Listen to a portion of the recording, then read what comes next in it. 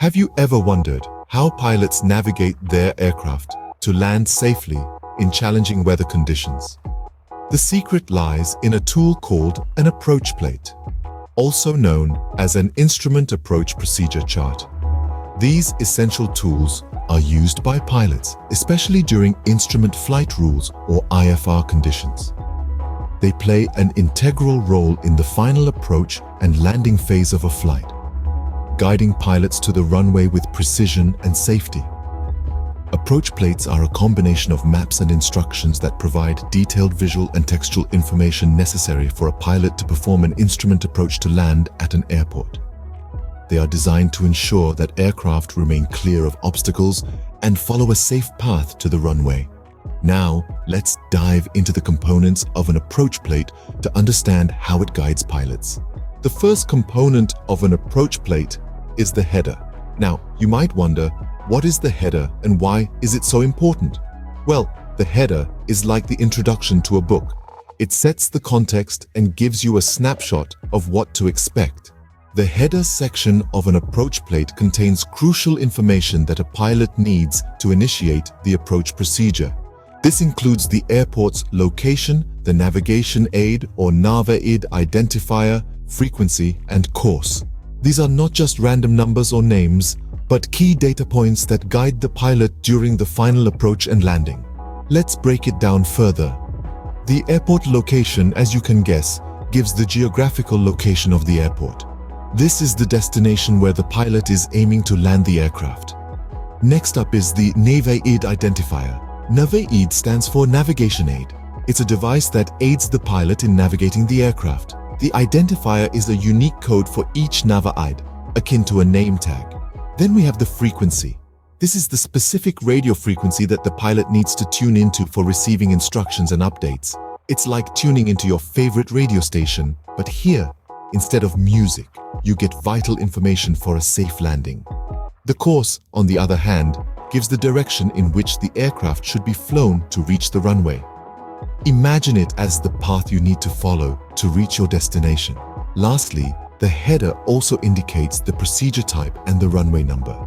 The procedure type can be an instrument landing system approach, a GPS approach, or any other type of approach based on the available navigation aids. The runway number, as the name suggests, is the number of the runway where the aircraft is expected to land. So, the header essentially gives the pilot a quick overview of the approach procedure. It's like a roadmap that guides the pilot, providing key information to ensure a safe and successful landing. So that's the first piece of the puzzle. Now let's move to the next section, the plan view. Next up, we have the plan view. This component of an approach plate provides an invaluable bird's eye view of the approach procedure.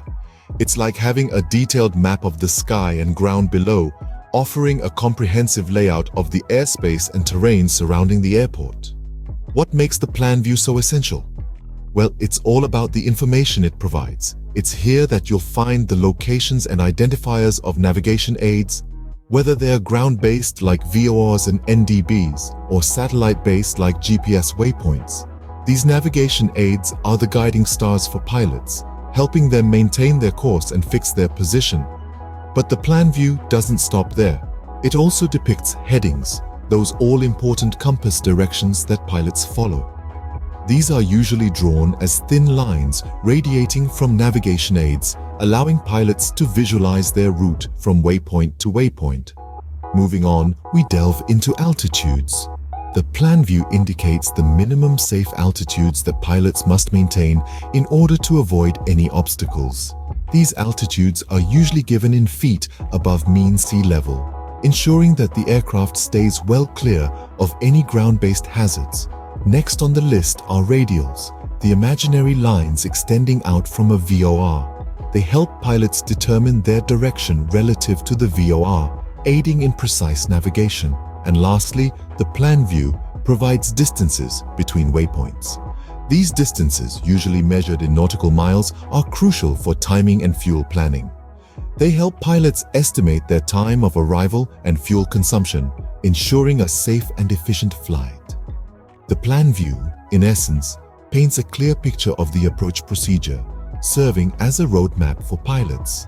It's the combination of all these elements, the navigation aids, headings, altitudes, radials, and distances, that makes the plan view a crucial tool in the pilot's arsenal. With the plan view, we have a top-down perspective. Now, let's shift our view and focus on the profile view. The third key component is the profile view. Now imagine you're in the cockpit, flying towards your destination. The profile view on your approach plate is your guide to understanding the vertical path your aircraft should follow during the approach.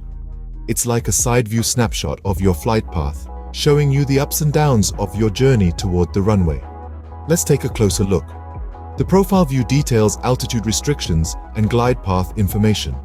Altitude restrictions are indicated at specific points along the route, ensuring you're flying at a safe height above the ground and any potential obstacles. Glide path information, on the other hand, guides you on the rate at which you should be descending towards the runway. Navigating this vertical path successfully is like a balancing act.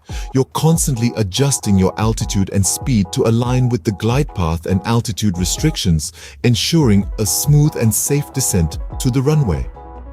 Now let's transition to the minimums section. This part of the approach plate is all about the bare essentials, the minimum altitudes and visibility requirements for the approach to be continued to a landing. These minimums are the non-negotiables, the baseline parameters that must be met for a safe landing.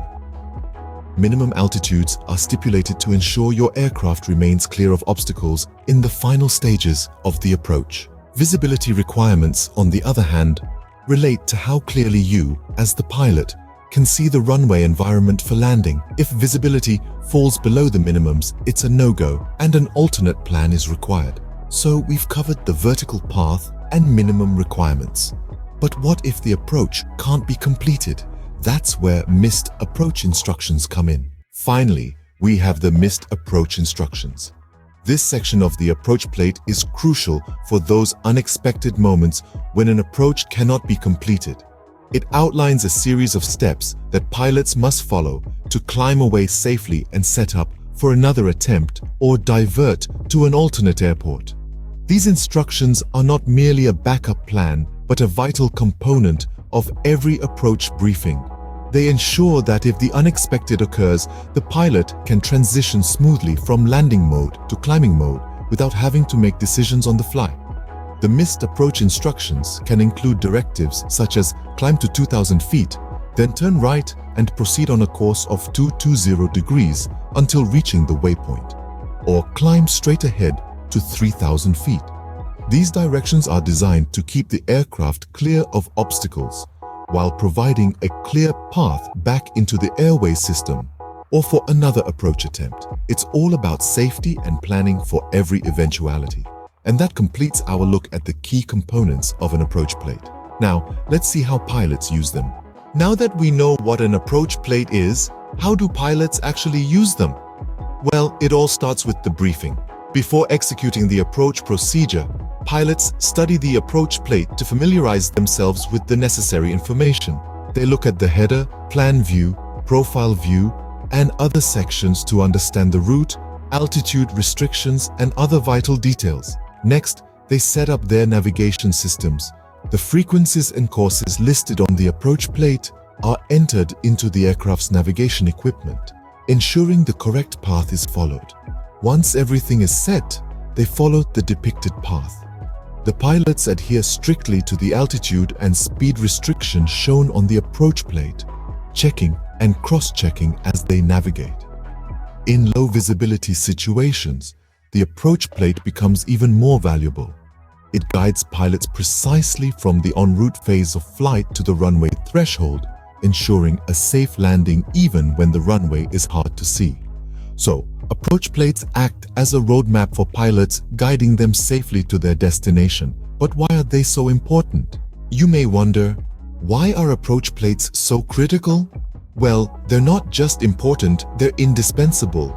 Approach plates are like the guardian angels of aviation, providing a standardized method for aircraft to approach and land, thereby minimizing the risk of accidents.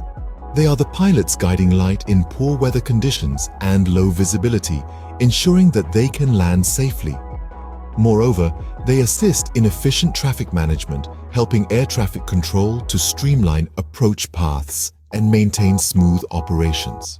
But where can you find these essential tools? Approach plates are readily available in both printed and electronic formats. Various databases carry them, and they are often provided by aviation authorities or commercial services. This ensures that pilots, irrespective of where they are or the conditions they are flying in, always have access to these critical navigational aids. So whether you're a seasoned pilot or an aviation enthusiast, understanding approach plates is crucial to understanding how flights operate safely in all conditions.